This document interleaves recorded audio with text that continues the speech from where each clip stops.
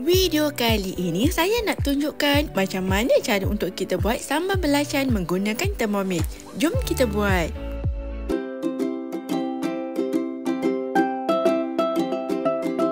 Mula-mula masukkan cili merah besar yang dibuang biji, masukkan cili merah kecil, masukkan sedikit belacan.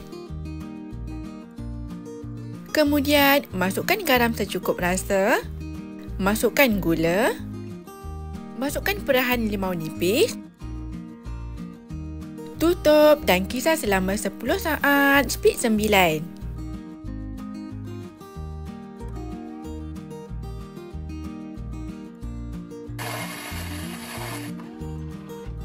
Dah siap. Scrape down guna spatula.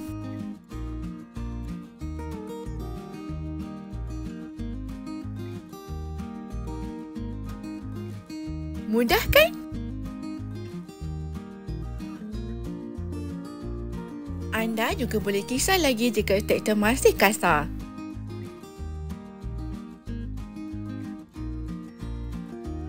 Tuang sambal ke dalam bekas.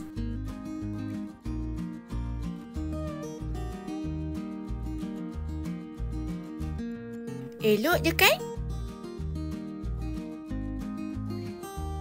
Anda boleh hidangkan dengan kubis masak lemak ini. Sedia untuk dihidangkan.